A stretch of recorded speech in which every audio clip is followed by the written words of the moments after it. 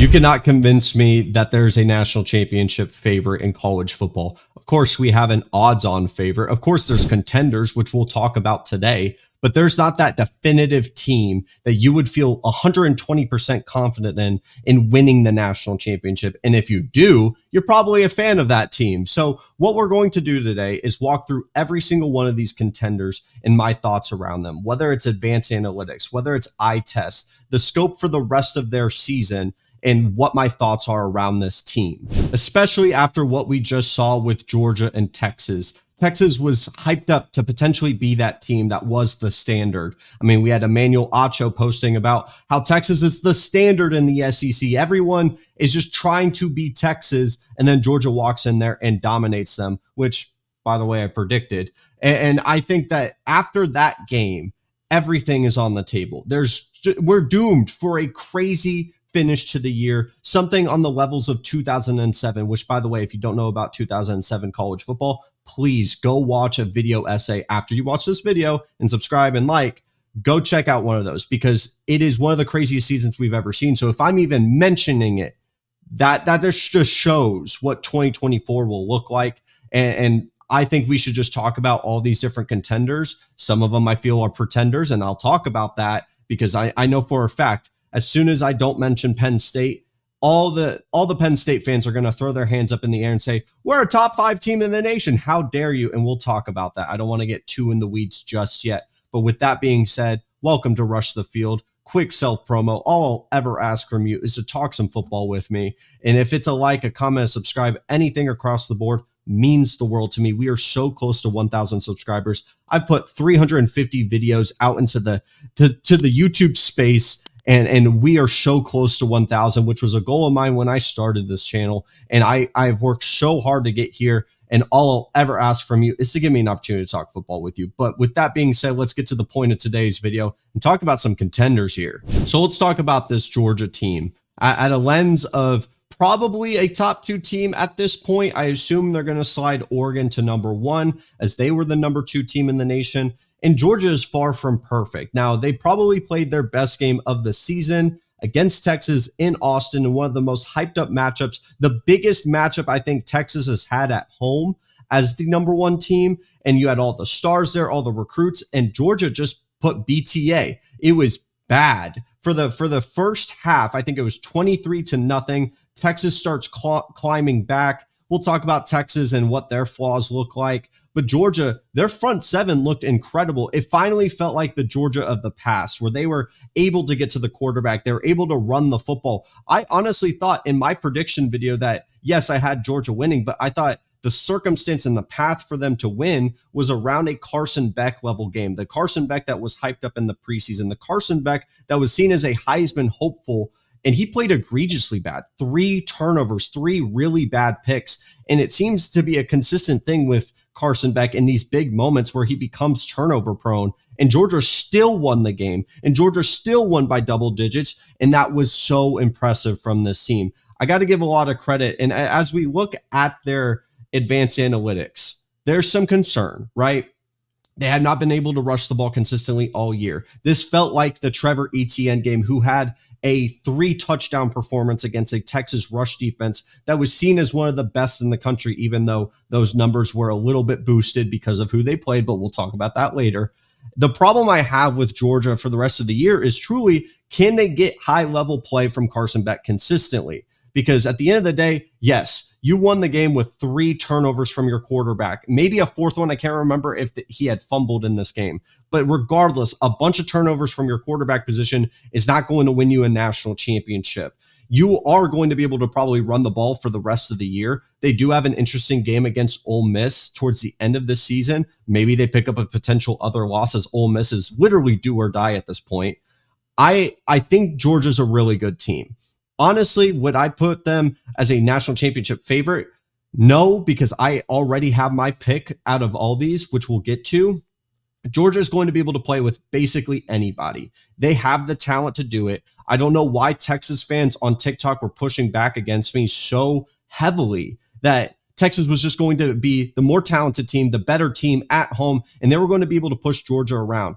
Georgia had their one really bad half against Alabama, which seems to be their kryptonite of a team, is just Alabama football in general. Of course, Georgia has played down to their competition with Kentucky, a little bit of Mississippi State, and we've seen that before from Kirby Smart teams. But what we've also seen before is Kirby Smart teams with a chip on their shoulder are some of the most difficult teams to beat in college football history.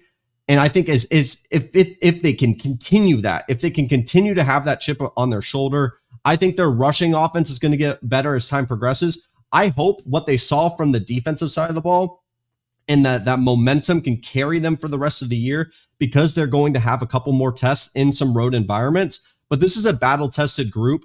And at the end of the day, if they want to win the national championship, I still think they're a contender. And I think that's fair to say. They just beat the number one team in the nation.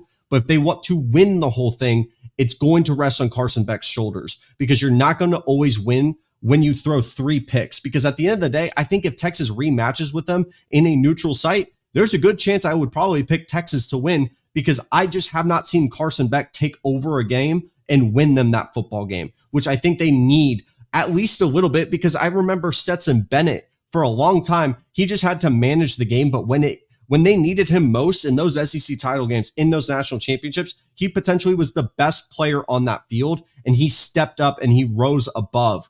Carson Beck has not been doing that in those big games, and I think it could cost them a national championship. So that's why I'm a little bit nervous. We know Georgia has had some shaky starts to begin the year, but they had their best win this past weekend. They are for sure a contender. I would not be worried about Texas. Just straight up, I wouldn't. I'm going to be very short and sweet with this. I think this is a really good team. They're going to be right in that national championship contention. And yes, of course, you don't want to take a loss on your schedule, but Georgia having the path to beat Texas and basically giving a roadmap to every other team to try to beat Texas. Problem is, not every other team has the athletes and the caliber of what Georgia has and brings to the table. Is there concerns with Quinn Ewers and Arch Manning? Sure. Who's going to be the guy for the rest of the year? I still think it's going to be Quinn Ewers, because you have the seniority, you have the experience. I understand fans are going to want probably Arch Manning, but I still would just give them the benefit of the doubt with Quinn Ewers, because I don't know, man, what other option you're going to really trust Arch Manning in this position when you are primed for a national championship run? It would be ballsy. To be fair, I didn't think Arch Manning would go in during this game, but Sark's willing to do it. So I'm leaving it to the trust of Sarkisian in this offense. I think Georgia did a great game plan of basically putting a bottle cap on all the explosives downfield and basically force Texas to be the RPO team that they are at their core and tackle really soundly and be able to get pressure on the quarterback. That was the first time the offensive line looked really shaky all year. And yes, you have that blueprint out there, but at least Texas now knows what their weaknesses are, and they've been battle tested. You could feel good as a Texas fan that they were resilient in the second half and actually put up a fight. I think this game, they finally felt the effects of the injuries in the running back room. Not to say Wisner and Blue are bad running backs, but I do think when you have Quinn Ewers, who is not as mobile with his legs, they talked about it on the broadcast the whole time, it definitely forced like Jalen Walker and all the linebackers at Georgia to just crash down on the running backs and bottle cap their rushing attack. So basically, you don't have any explosives down the field and you don't have any explosives running the ball. You're left with just a bunch of RPOs, and you don't have Isaiah Bond, one of your more explosive players. The Texas offense just stalled. Now, they looked a little bit better in the second half, and I got to give a lot of credit to Quinn Ewers for looking better. But Georgia put out the blueprint out there. That doesn't mean I think Texas is a bad team, that they're pretenders. They're still contenders. They just came out that they're the number 5 team in the nation. I would still feel really good about them in the 12-team playoff format. They're going to beat a lot of teams. And honestly, I'd be curious on what a second matchup against Georgia would look like, because Georgia did not play a perfect game. I talked about like just now with Carson Beck. He has room to grow. And I would love to see a rematch between these two teams, because I think Texas has a lot more to grow, especially in this matchup. And Georgia still has a little bit of room to be better. It would be an incredible matchup, especially in the SEC title game. But we have LSU and Texas A&M at the top of the conference right now. I have no clue what's going to happen, but I'm getting a little sidetracked. Don't be worried about Texas. The numbers support them. The eye test still supports them. It just, you finally see a loss. And so now let's see how this Texas team responds. They still have a couple of major games. They go to Vanderbilt, and we all know what they end the year with. Texas A&M in Kyle Field, a big moment for them to bounce back in an away situation. Ohio State's still my national championship pick. I know at the beginning of this video, I said there's no definitive favorite, but out of all the teams that we're going to talk about today, I would pick Ohio State to win. I think they have the most NFL talent. I have the most ways to beat you in games. Yeah, they lost to Oregon in a 1-point loss in Autzen. I still feel really good about this Ohio State team. I feel confident in going with the team that's most likely going to send the most players to go play on Sundays. Yeah, Will Howard isn't the most dynamic quarterback compared to guys like, I guess, Quinn Ewers or Arch Manning or Dylan Gabriel, but I think he can make enough plays for Ohio State to be in a position to win a ton of football games against some really good opponents. I think that they would beat Oregon in a neutral setting. I think that they would beat basically any team in the SEC in a neutral setting. Potentially Georgia would give them a big problem, especially with Carson Beck and how he's been playing, and he has room to grow. But I still feel really good about Ohio State, man. They're going to get tested a couple times. I think they play Nebraska next week. I don't know if they play Indiana, but I think because the Big Ten elevated their game, this is going to have Ohio State be tested a little bit more compared to previous years where it was basically Penn State, Michigan, and then a bunch of friends, like a bunch of School of the Blind. I don't mean that. That's messed up. But Big Ten that was relatively weak from the top three down. And I think that this Ohio State team is going to be a lot more tested. They're still the most talented team in the country. And I think they're going to be prepared in a do or die situation. You may not like Ryan Day. And guess what? If I'm wrong on this, I'd be curious if Ryan Day is still the head coach by the end of the year. I feel really good about Ohio State, and I'd be shocked for anyone to give me a reason to not be outside of just saying Ryan Day can't win the big one. Now let's talk about the team that beat Ohio State in Autzen. Oregon's still really damn good. And I know I've said it before talking about Ohio State, Oregon in a neutral setting. Give me Ohio State. It wouldn't shock me that this is Dan Lanning's coming out party after what happened against Idaho and Boise State. Put it in the past. Now we see Boise State's like a damn near top 15 team. Top 15. No disrespect to Boise State, but come on, guys. And Oregon has caught its stride at this point. Dylan Gabriel, someone that I thought was going to be a point guard in this offense in the sense of he's just going to dink and dunk, get the ball out quickly, and just be super accurate behind the sticks. He's been able to push the ball downfield. Evan Stewart has risen to the occasion after a very slow start to the year. You still have Tez Johnson, Jordan James, a really good offensive line that's finally feeling like it's meshing and getting used to each other after a shaky start. To be fair, the whole team was shaky to begin. And if we look at the analytical numbers, they're not very explosive rushing the ball, and they give up some big plays passing the ball. But I think these numbers are going to shift as time progresses. And I don't want to just look at the explosives because their success rate looks really good across the board. I think this is a team that is going to continue get better and better as time progresses. Their defensive backs cause so many problems. They have an 8.3% havoc rate. So they're just causing a bunch of issues, whether it be a tackle for loss, pass deflection, or a turnover. That's the strength of this defense. Now, their front seven is solid, and I think Oregon is going to get better and better as time progresses. Now, the big thing for me is, can they win the big ones continuously? They've been tested early against some not same talent level teams like the Idaho Boise State game.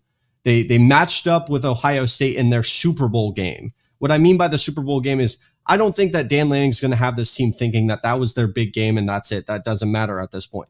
I mean more, do you have a Super Bowl hangover, or is your next Super Bowl coming up down the line in a Big Ten championship? And then can you win that one and then go win a couple of 12-game playoff games? Like, can you continuously rise above, or do you get worse as the season progresses in those big moments? Because you won the big one, does your head get too big? Are you drinking the rat poison, as people say? That's my question for Oregon. They're the number one team in the AP poll. You would feel really good about this team. The only question I genuinely have as they continue to build this momentum is, can Oregon rise above to the occasion when they are asked to, instead of just, oh, we're at home, we're playing Ohio State, we've been looking forward to this game for years? No. Can you rise above when you end up going to the Big Ten championship and you're figuring out who your opponent is about 2 weeks before, or maybe the 12-team playoff, and continuously step up and win those big games consistently? Same could be said for Ohio State too. I don't want to just act like Oregon's the only one here, but to be fair, that's been their history as a school, is maybe they win a big one, but can they consistently do that? And I think Dan Lanning will put them in that position to do so. I would probably put them as my second favorite to win this entire thing, or third. I flip between them and Georgia. Now let's talk about the two teams that I don't want to disrespect, because one of them is top 5 and the other one I think is top 5 as well, Miami and Penn State. I think they're really good teams. I would not call them contenders in the college football playoff race as a national championship contender. Yeah, I think they're 12-team playoff contenders, of course. But Miami, I think, has some real flaws as a team on the defensive side of the ball. Cam Ward's incredible. He's probably going to win the Heisman. At the end of the day, with college football, if you have the best player on the field, regardless of who you're playing, you have an opportunity to win football games. But I wouldn't feel confident in saying that this team's a contender because of that. If that's the one thing that's going to make me feel good about your team up to this point, then I would not feel great about that, especially knowing Clemson is building up momentum. Is Miami even the best team in their own conference? And that conference isn't even like one of the top ones like the Big Ten and the SEC. I mean that all to say Miami's still super dangerous. I think they lean more towards, I wouldn't say a dark horse, because the reason why I mentioned that is you have the top 4 teams, Texas, Oregon, Ohio State, and Georgia. And then we have the next tier. I think there's a gap. And so what would you call that next tier? Tier 2 contenders, dark horses, pretenders, whatever it may be. I don't want to disrespect Miami because they are still one of the more talented teams in the entire country, just based off of recruiting websites, their blue chip ratio, everything across the board. They're super talented, but they might be flawed. At the end of the day, with Mario Cristobal, can he win the big one? What's been their big shining moment in winning a big football game and consistently doing that? They've been tested week over week over week. They've shown their weaknesses, and have they been able to fix them? Not really. And not to mention Miami, I think being battle tested, I'm not trying to give credit to one team for being tested and then discredit the other one, but it's been consistent with Miami. And maybe that's just what this team is, a super entertaining and exciting team with a potential Heisman winner. But are they going to win the whole thing? I wouldn't feel confident about it. Then we talk about Penn State, another flawed team, a very good one with a very high ceiling and a very high floor, but I think they are closer to their floor than they are their ceiling. Their ceiling, if Drew Allar puts everything together, is one of the best teams in the country. I think they're number 3 right now after this week, but they're still flawed. I don't know if I can feel confident in just saying, Drew Allar, go win me a game. And I don't think they have the defense that matches up with like a Georgia or a rushing attack that matches up with other teams. Though Nick Singleton and Katron Allen are really good, and this team looks really strong when it comes to pressure rate and how quickly they get to the quarterback. They have a really good system in place to win football games, and they've been tested. Can they win the big ones, though? Do they match up with an Ohio State, Oregon, Texas, Georgia? And when you put it in that lens, I have too many questions about this team, and it's rooted in Drew Allar. Drew Allar has improved. He's gotten better. I got off the Drew Allar train last year, maybe a little too early. He's had great moments. He's been resilient. I got to give him credit where it's due. But this is not the number 3 team in the nation. I cannot feel like this team is a contender. I just can't.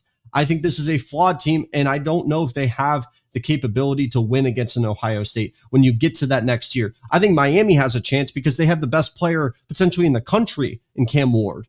And they have a talent pool that could potentially match up with these teams. I don't know if Penn State has the talent pool to match up, and they definitely don't have the best player on the field when they match up with those teams. So no disrespect to Penn State. They're a really good team, really good program, really consistent program. They're going to make the 12-team playoff and potentially win a couple games. But we are looking at the lens of a national championship contender. They are not that. So with that being said, thank you guys so much for watching today's video. Like I said at the beginning of this video, just give me an opportunity to talk football with you, whether it's a like, comment, subscribe, anything across the board does mean the world to me. And we are so close to 1,000 subscribers. I'm going to keep working till we reach that. And then we're going for 10K. Then we're going for 100K. I'm not stopping until we achieve these goals. And so if it's going to take 10 videos to convince you to subscribe, I'll see you at the 10th video. See you guys.